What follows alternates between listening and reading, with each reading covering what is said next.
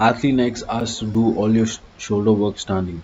Now, why is that important and what are the uses of it? Because obviously, if you've done shoulder work standing and seated, I'm talking about the presses, you feel that, or you would have noticed that seated presses, you will be able to do at least 20-30% more weight. Now, we know that the more weight we can lift over a greater rep range, the more hypertrophy or the more strength we can generate. But in this case, seated, standing, seated and standing, when you compare both of it, standing seems to be more beneficial. Now, there are many reasons in this because when you compare the EMG study between standing and seated, the side and the rear delts get significantly developed more when you're standing, and even your trapezius, it works your triceps tremendously more, significantly more compared to the seated. And even with the seated, you see a lot of people doing behind the neck, and you develop a lot of injuries with the seated press, especially when you start to go high.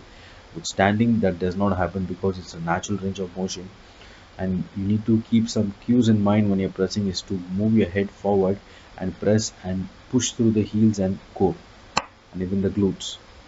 I mean, let's compare a normal bodybuilding shoulder day to a day where you just come and do your standing press. A normal shoulder day will have, just take an example of 30-pound side laterals, 30-pound back raises, and 30-pound front raises, and then shoulder presses. And if it's a shoulder and tricep workout, obviously you're going to do multiple push downs, close grip benches, and skull crushes. How is that compared to just you coming and doing 10 to 12 sets of standing press of 3 to 5 reps? That you're going to be spending less time in the gym. You're going to be gaining strength because 3 to 5 rep sets have been shown to not only increase strength but also increase hypertrophy better than the 10 rep sets.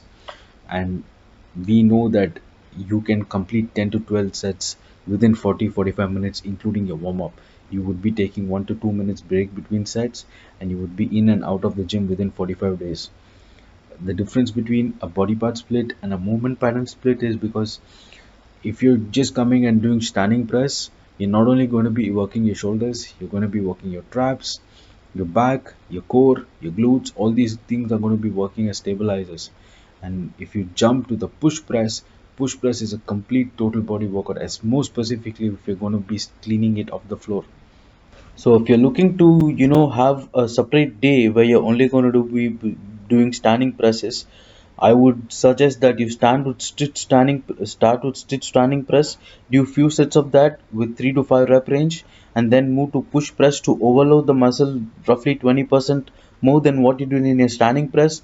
Few sets of that, trying to get again you're trying to get low reps in that, and then finishing it off with another fantastic exercise, which is the face pull.